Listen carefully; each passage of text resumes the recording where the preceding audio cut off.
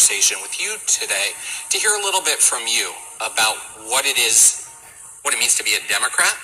If there's a dollar sign on one side of the piece of paper, I would put values on the other side of it. And how is that personified? How is that drawn? Children. It's all about children. It's all about the future. It's all about justice. A new video just into the newsroom of an East Oakland sideshow happening in broad daylight. This was the scene about 90 minutes ago at 100th Avenue in MacArthur. You can see a large crowd watching as a gray car screeches and spins around. We understand police have now headed to the scene near Interstate 580. No word on any arrests. Drug addicts openly shooting up inside a BART station. We take it to the people in charge to ask, how could you let it get this bad? Appalling, no excuse. Those were some of the reactions to the video that we first showed you yesterday. But what is BART actually going to do about it? KPIX5's Wilson Walker went to the BART board meeting to push for some answers. What'd you find out, Wilson? Well, right now, our entire region is struggling to find answers for an explosion of homelessness and cheap, powerful narcotics. And if you're BART, well, you are not immune to the problems in the communities you serve. You know, this is a very sobering video to see. I'm frankly glad that the writer has shared this. That is Bevan Duffy, the BART director responsible for Civic Center Station, scene of the video we have been showing. We're losing some writers, and I know it's because of these circumstances, and so we're going to work very hard to see a change. What would it take to have one person around the clock to prevent that kind of scene? Well, obviously staffing. That is Lieutenant Gil Lopez, the BART police officer who oversees patrols in San Francisco's 4 downtown stations. Here in downtown specifically, we have our beat structures that are essentially 2 officers for 2 stations. Now, Lopez, like BART management, says there simply are not enough officers right now to manage the flood of challenges produced by homelessness and drugs. 2 disasters unfolding on parallel tracks just above these stations. It's too widespread. Like I say, the officers here, they're busy every day. Nearby shelter resident Maurice Benton says he has watched the situation deteriorate as officers race from one problem to the next, meaning some stations are often left completely unguarded. This is the first time I have ever seen them here, and I've come through here at different times of the day, and this is my first time ever seeing them.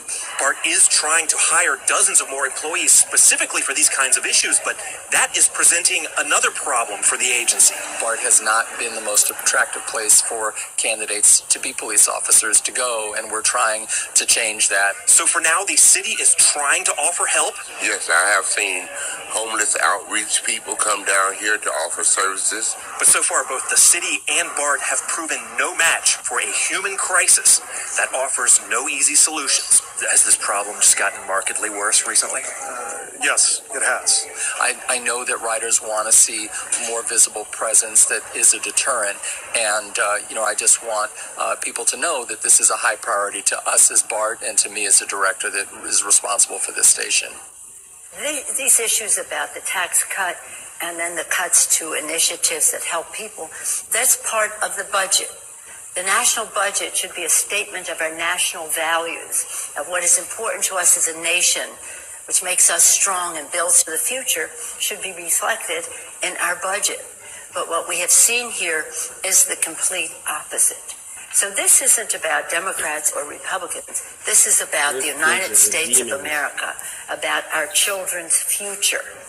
And again, it can't possibly be a statement of values for us to talk about, as Martin Luther King said, God really didn't intend, let me read his, God really didn't intend, never intended for one group of people to live in superfluous, inordinate wealth while others live in abject, deadening poverty.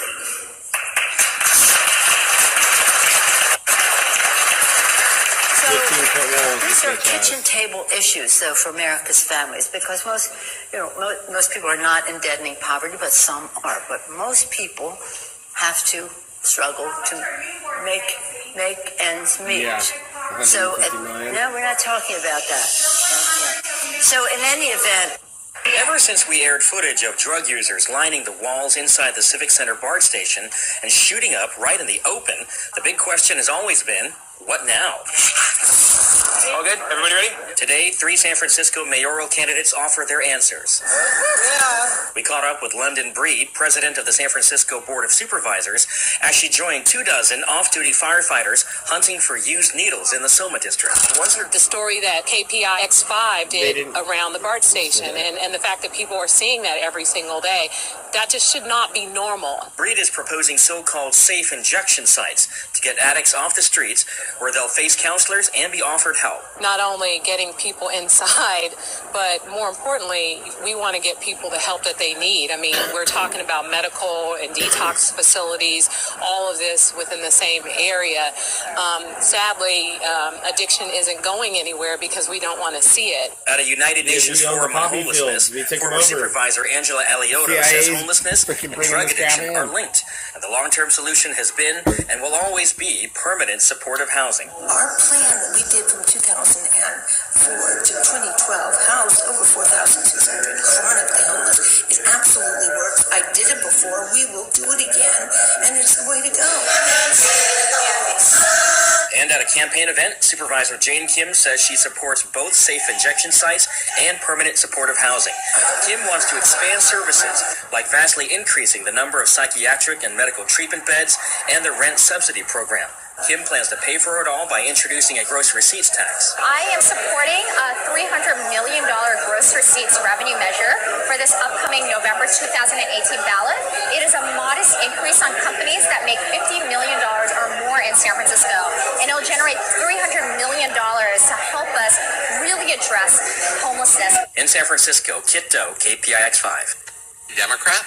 Church leaders in Oakland are saying don't call the cops. Instead, the community will protect you. KPIX5's Melissa Kane explains. Just a few weeks ago, we learned about a cafe at the outskirts of Oakland that is refusing service to police officers in uniform.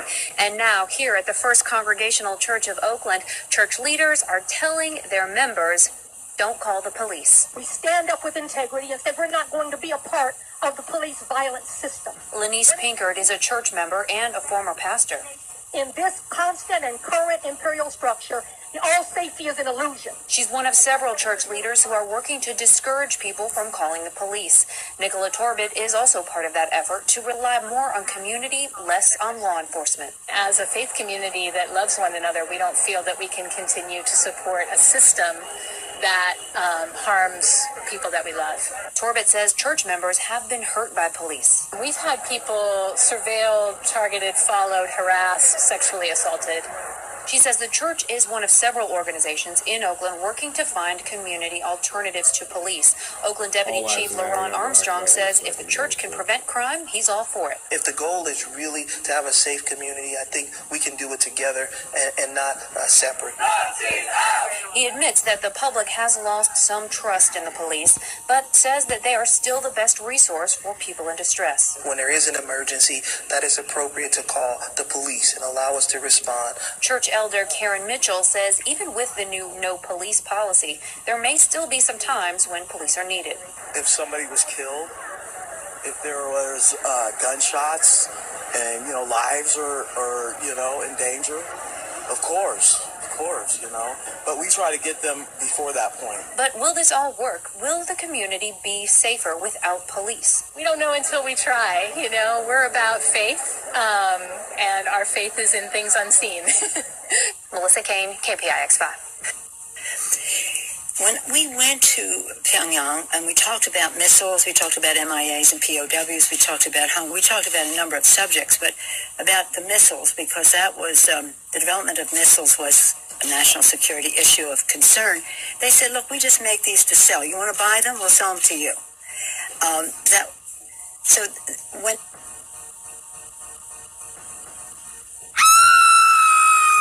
Democrat? So we know that a man shot at a Hayward police officer at the Hayward station and has been arrested. No one was injured by the gunfire, but as you can see, this police investigation remains active at this hour, so the station is closed. But trains are running through. At this time, we don't know what led this man to open fire, but it did cause some major delays on Warm Springs line between Fremont and San Francisco this evening, and there is no bus service. Again, around 7:30 tonight, a man shot at a Hayward police officer but did not cause any injuries. One person is in custody, and at this time there is no threat to public safety. Sure looks like putting a lot of people out of, get along their route when there's no threat to public safety. Revolving doors are not acceptable. I'm hearing too much of that, where people are being released too quickly. You catch a major criminal, a major drug gang member that's for years done nothing but move illegal drugs, maybe using intimidation and violence to carry out their schemes. These are not, addicts and users and losers that we try to help in many ways. They need a certain amount of time in prison, or you don't have respect and you don't break the trends that are out there. So I was so proud of Mike Stewart and his work. He sent me a letter the other day, and it just made my day. I mean, he is determined. His people are determined. The local law enforcement are great partners, and they're going after these gangs. Some say law enforcement doesn't make a difference. I disagree. You continue, like you said, sustain this effort, and people who've committed very serious crimes get serious punishment. You can reverse these trends and make your hometown a safer and better place to live in. The president also made a bold statement when he was up, I think, in New Hampshire. He talked about the death, made comments in support of his reference to particularly heinous crimes, using the laws we already have on the books. And I want to join you and the president in saying, let's prosecute to the fullest extent possible.